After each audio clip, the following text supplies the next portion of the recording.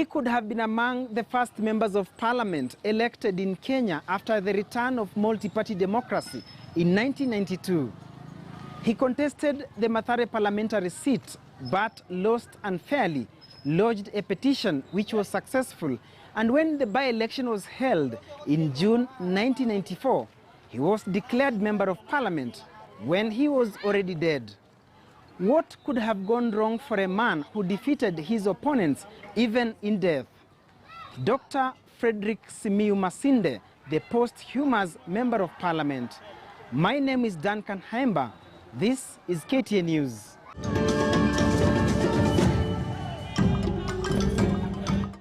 Dr. Fredrick Masinde was a candidate for then expansive Mathare constituency during the first general election in 1992 after the return of multi-party democracy in Kenya. He was a Ford Kenya candidate, but when results were announced, it was Ford Asili's Muraya Macharia who was declared a winner. Not satisfied with the outcome, Dr. Masinde successfully petitioned the election and Muraya's win was nullified, setting the stage for a by-election on 27th June 1994. Dr. Masinde was a very close friend of the late Jaramogi Oginga Odinga.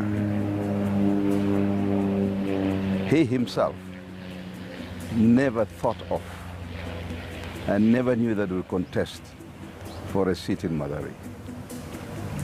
The closeness of the two is what caused Dr. Masinde to contest for a seat in Mathare. Earlier on, he had been a member of parliament for Kandui South, back in Bungoma.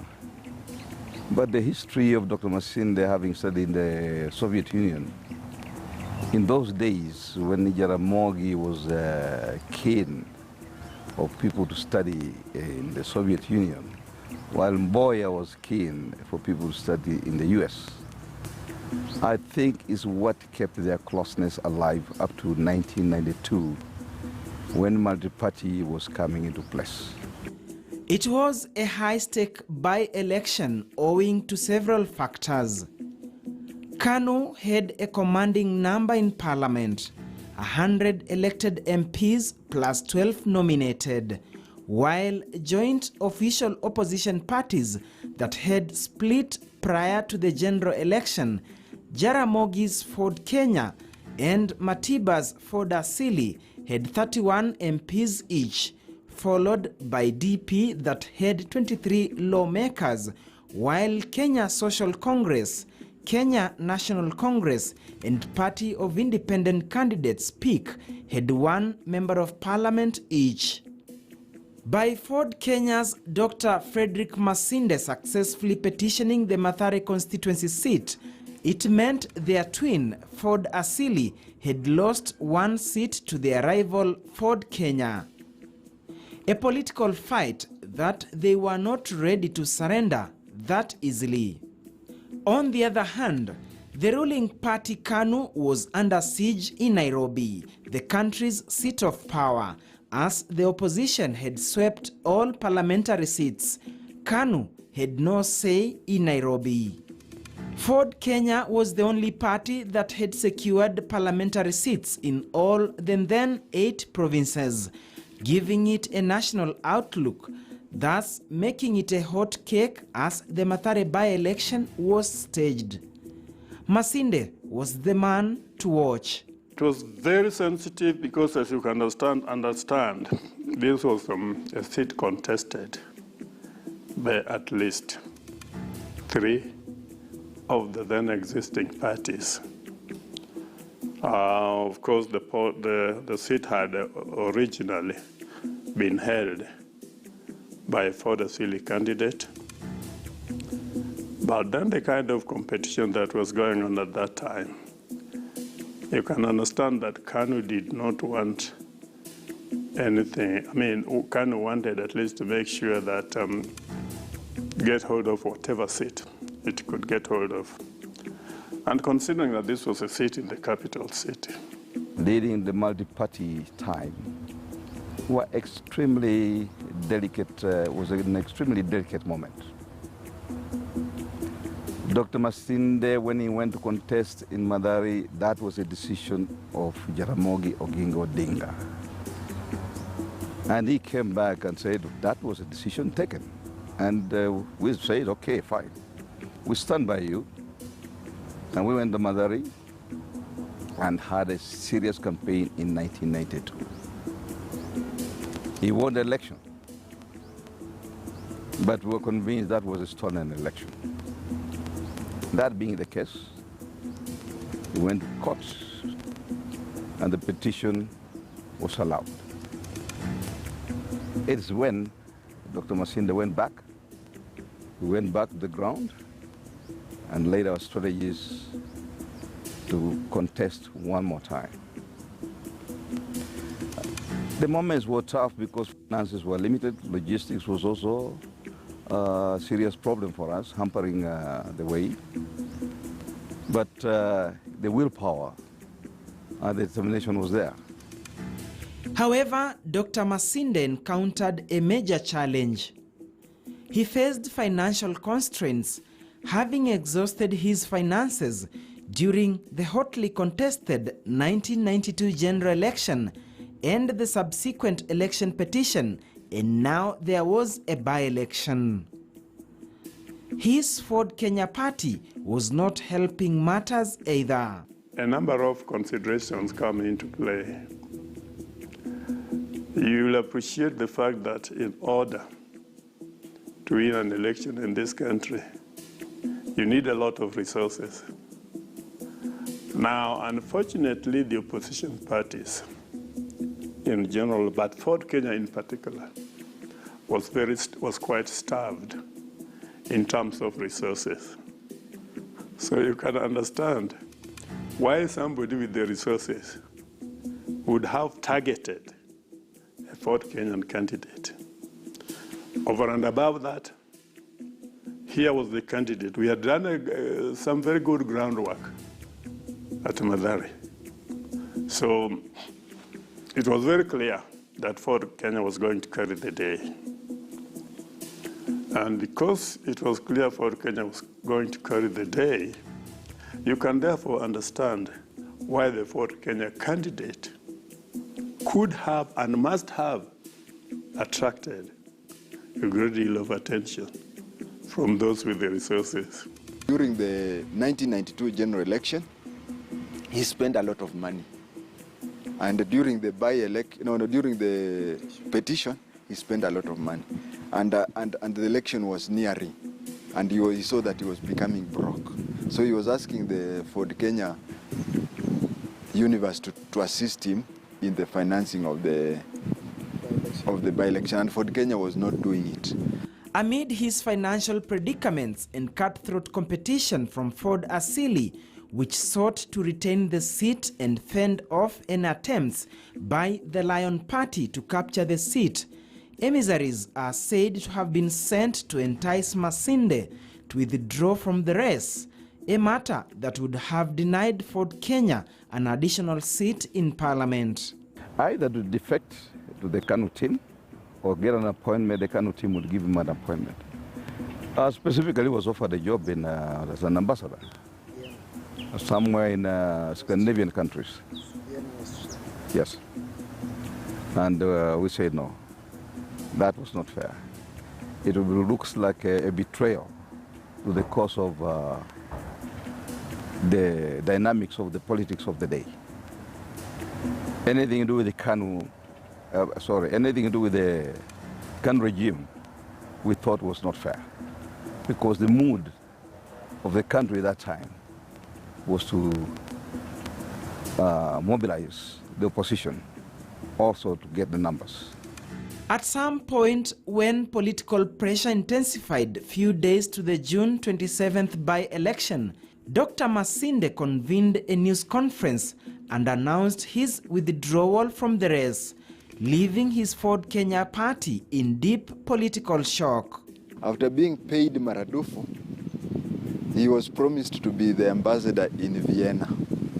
So he was told to be he'll be made an ambassador to Vienna, and the whole thing was there. he called a press conference and withdrew.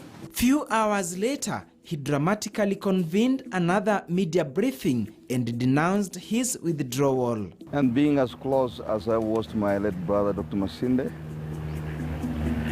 I advised that it was not proper for him to defect. Defecting in the real community always looks like you are not a serious person and you're not committed to your cause. Among the emissaries that came, they had very many suggestions. Money was advanced. Ambassadorial positions were advanced. But the last option that was being emphasized was that Dr. Masinde should defect, join KANU, and still contest the seat of Madari. We decided that that was not a good idea. Honorable Raila Odinga was very aware of what we were doing. And Honorable Raila Odinga was of the suggestion and opinion that yes, we needed to remain consistent in forward. And indeed came to pass. We went to campaign. So when he called a press conference and withdrew, that is when Jaramogi Oginga Odinga, the Ford Kenya team now, called in the Young Turks. Young Turks were Raila Odinga, Young Turks was Dr. Mukhisa Kitui, Young Turks were James Orengo, and the like. They came to him and talked to him. You know, he had already pocketed the money. And then he called a press conference. The first thing he did was during the press conference was to say, they say only a fool does not change his mind. And definitely I'm not a fool, so I'm back in there. The cardinal issue here is resources. Here was a candidate who was already seeing that he's very popular on the ground and that he stood the best of chances. Yet, his own party was lacking in resources. So I think I want to imagine I want to talk of a situation in which, therefore, he had that conflict of interest in that he sees the interest is there, the possibility of his winning are there, but he's going to lose it just because of resources. So you can imagine and understand that here's a situation where the candidate must have running helter-skelter in search of resources in order to at least guarantee himself winning that seat. So I want to imagine that even when it comes to announcing withdrawal, that must have been an act of frustrations in that here he really sees and he knows that even his party knows that he's popular on the ground, but sincerely the party did not have the money, did not have the resources. Captain Charles Masinde, who was kicked out of the military, the army, in April 1982 at the age of 27, was always with Dr. Masinde, together with his other brothers, Richard and Chris. His main role was to provide round-clock security surveillance on his brother. The only few hours they separated, tragedy struck. It was 2 days to the much-hyped by-election. Dr. Masinde and I were always together. The only single day that I decided not to sleep in Dr. Masinde's house was a Saturday prior to the elections. On that day, Dr. Masinde was with Richard, his eldest brother, our eldest brother. So I slept out and I did not go to pick him in the morning. Dr. Masinde left the house earlier than we had planned. He walked to Adams Arcade and picked a taxi. He was with Richard. Me, I decided to go straight to Madari and I agreed that we shall meet in Madari because I was organizing agents for the polling stations. So I expected that he would join me anytime Since I had a mobile phone, I had a mobile phone those days. I was expecting that Dr. Masinde would join me in Madari and would agree in which particular house he would find me in. While waiting for Dr. Masinde to join me, I got a message. And the message came to me not from anybody I knew. Somebody rang me from an embassy, from one of the European embassies, asking me if I knew that Dr. Masinde had been involved in an accident. I told whoever that rang me that I did not know. The person who told me that he was involved in an accident also indicated to me that that accident was serious, and that the scene of the accident did not appear to be normal. I tried to ask more questions, but the guy put down his phone.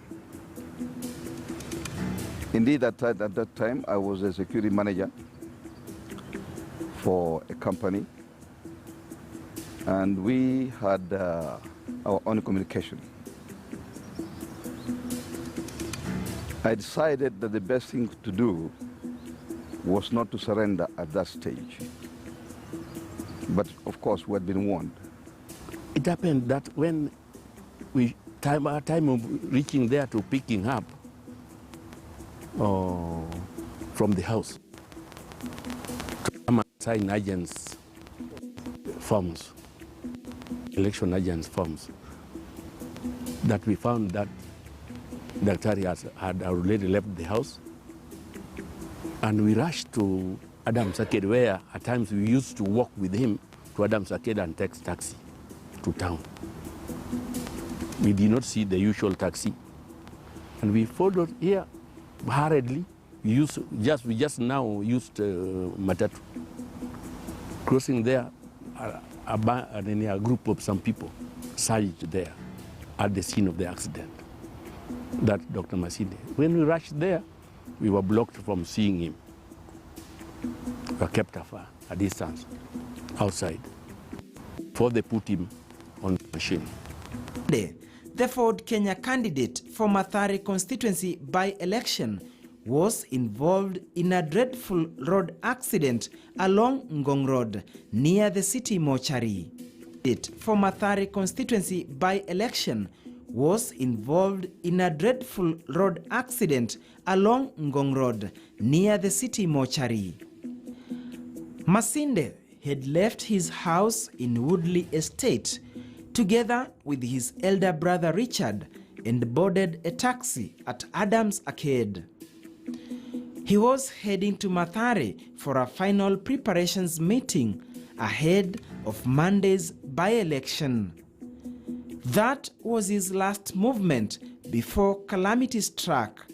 Their vehicle collided head-on with an oncoming car as another one rammed them from behind. The tragic incident became suspicious in all aspects. It so happens that accidents are stage managed. So accidents, it depends on accident on who. So in this case, considering who the subject was, I think it was more than an accident. The only thing is that I don't think it is fair to try to go into the very details of what exactly some of us felt had happened. Simi Masinde was killed. And the way he was killed, it was in the same procedure like that one of Bishop Muge. An accident occurs, you start bleeding, somebody comes out with a white handkerchief, wipes your nose, but the white handkerchief is laced with poison. So you breathe in the poison and you die. So the cause of Dr. Masinde was through breathing in a poisoned handkerchief. That is what killed him. Pain, panic, and confusion gripped Masinde's family and his Ford Kenya party. He was rushed to Kenyatta National Referral Hospital in a bid to save his life. He was in critical condition. We met him in Madari and we gave him the report at what really happened, and we kept on coordinating the affairs of the campaign despite being on the life support machine there. What we agreed as a family was that now Dr. Masinde would be taken care of in the hospital by my brother Chris Masinde, because now two brothers were in hospital, Richard Masinde and Dr. Masinde. So Chris Masinde would then take care of the sick in the hospital, and I'd push on with the campaign in Madari, ensuring the logistics and everything was in place. Indeed, we went on, and that marked the time I last talked to my brother. I never saw him talking again. I went on with the campaigns. I got more messages telling me that things were not right in hospital. News of his suspicious grisly accident shook Mathare residents to the boot. Political shockwaves that were felt across the country. The following day, Monday 27th, voting exercise took place. And the elections indeed were held on Monday. And he died on a Tuesday. He was on life support machine. Dr. Masinde never had a mark on the forehead. But after he died, there was a mark on his forehead. That was a mistake. Dr. Masinde was assassinated. He didn't die. Nonetheless, the by-election went on uninterrupted as his family and his party hoped against hope that he would pull through both at the hospital and at the ballot. It was a tense moment. Vote counting went on as Masinde battled in critical care unit for his life. Eventually, he was declared a winner with a commanding margin, a victory he never lived to celebrate. He was declared Member of Parliament posthumously. I knew my brother, Dr. Masinde, had died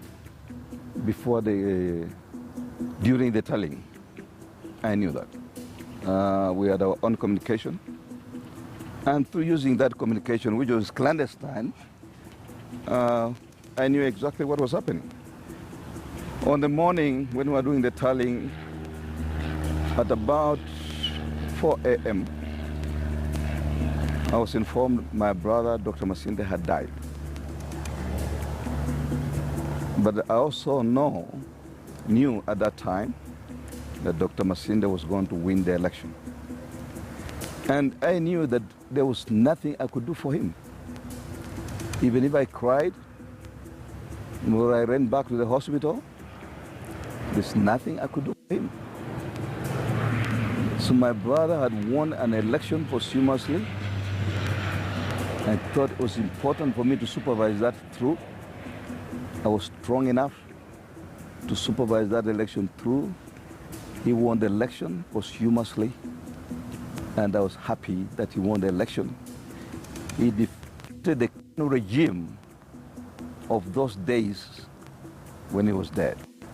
And that win meant good for himself and his friend Jaramogi Oginga Odinga. And up to now, I'm still very, very good about it. We lost a great man, and we were really affected, but the goodness that we won the election. The people of Madare voted for a dead person and left the living person. In Parliament on questions by private notice, Alego Usonga Member of Parliament Otieno Makonyango, who was Ford Kenya's Information and Publicity Secretary, demanded an explanation from government, circumstances surrounding the suspicious accident Dr. Masinde had been involved in, and why there was an attempted cover-up. The circumstances surrounding that death were suspect in more than one way. And because they were suspect, it was important that we get to know what exactly might have happened. The whole thing was being covered, but still there are evidence there. What happened was that the vehicle that carried him from the scene around City Mortuary up to accident and emergency place, the vehicle had, if you can remember very well those days, we never had different number plates for motorbikes and whatever, and tractors and whatever. All vehicles were registered similarly. So what they did is that they exchanged the number plates and placed there a number plate of a vehicle of a tractor in Kitale. So these good Samaritans who were following the second vehicle, there used to be this vehicle used to call Wepesi. So flying squad used to like Wepesi. The first one hit his vehicle from behind. Then the second one came with an handkerchief pretending to. What they did is that they went and dropped him at emergency. But an observant person noticed that he was being dropped at the gate of the accident and emergency, and he noted the number. But the number, which is there still in the police file, it was the number plate for a tractor in Kitale. I used to work for the special branch, and those are our fingerprints. We have so many examples where we used to collect number plates of Nini. We used to collect the number plates of tractors, and then you go to. So when this issue came for the investigation, policemen, now regular police, they didn't know what we were doing. Regular police did not know what we were doing. So the traffic police in Kilimani, innocently, the mix-up was deliberate. The mix-up was deliberate. Before his murder was planned, it was already planned that the number plate should be there. The two vehicles had false number plates. So the first one hit him. Then the second one, which was composed of good Samaritan, came with a false number plate so that in case anybody memorizes the number plate, then it hits a dead end by saying maybe the witness, when you go to a police station and maybe instead of 326 you say 362, already you are lost. So that was to kill the stories, to give it a dead end. The scene of accident had been washed. A white Land Rover had gone there, and the scene of accident, the water bowser had also been taken the scene of the accident to wash the scene. I knew for sure that things were not right. But I still, up to now, thank the people of Mathare who, when the word broke to them that the Kanu regime had done what it did, they turned out in swamps to vote for my late brother. The last address of Dr. Masinde, the people of Mathare, was at what is today known as Masinde Grounds. And I wish that those grounds would be retained in that name, in memory of both Dr. Masinde and his mentor, political mentor, Jaramogi Oginga Odinga.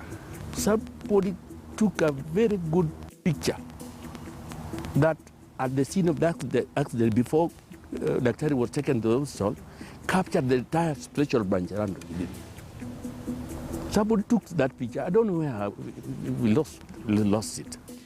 Dr. Masinde's family insists their kin had been living on borrowed time all along, and the writing had been on the wall long enough. In those days, there was what we will call today hostile surveillance. That people doing surveillance on you did not hide. Every day we woke up, there were different people at the gate. Some would even come to the house. The person would walk in the compound, pick a chair and sit there. You don't know the person. And the Kanu team coerced to Dr. Masinde to the extent that he was arrested, tortured one night, and released. He came home and he was in great fear. At some point, we thought that that was the end of it. Apparently, he had been kidnapped the previous night, harassed and intimidated, a situation that had seen him announce his withdrawal from the by-election before denouncing the same. And he was released from captive. He announced that he was withdrawing from the race. But Redmond assured him that all would be well. And he came up openly and said, only a fool cannot change his mind. There were no new facts and no new developments that caused him to change his mind. He did it before the media in Nigeria. He addressed the media, and we were determined to go on. In any case, Dr. Masinde and Oginga Odinga had very firm ties. And Dr. Masinde felt like changing his mind after the demise of Oginga Odinga would be like betraying a friend who was not there. The decision for him to go to Mathare was not his. The decision for Dr. Masinde to contest Mathare was a joint decision of Oginga Odinga and himself. I was a major facilitator for him to get the dynamics and the numbers and the logistics and the intelligence on the ground. Maybe out of frustrations, the chances are that you could even have maybe had a word or two with the kind of people. You never can tell. Yeah, when you are acting out of desperation, sometimes anything is possible. And I want to imagine a situation where out of that desperation, my friend Masinde might have, interact. Okay, that's again what politics is. You really have to interact, because unless and until you knock, you may never get what you want. So I can imagine a situation where he was knocking left, right, and center, and in the process, he could have gotten into a complicated situation. His change of mind under threats, the cause of fear, did not break Dr. Masinde, and has not broken the family of the late Dr. Masinde. And just like that, life ended for a man who had initially represented Bungoma South in Parliament from 1969 before he was dethroned by Lawrence Sifuna. In his Season 2 attempt under multi-party democracy, he was declared Member of Parliament posthumously. It's unfortunate that although Dr. Masinde died posthumously, no single legislation has ever been passed in this country to ensure that a person who dies posthumously, there's some financial reward for that person. I think it's time, even during this BBI discussion, that leadership need to look at this kind of issues. Is ever an accident for somebody to die? But all the same, this kind of circumstance is an accident that is something that requires to be looked at. Masinde's episode is or was a manifestation of the brutal politics. These are the historic Masinde grounds in Mathare constituency, grounds that were named in honor of a man who was elected Member of Parliament when he was already dead. Until today, details surrounding that suspicious accident on Ngong Road remain unclear. Duncan Hemba, KTN News, Mathare.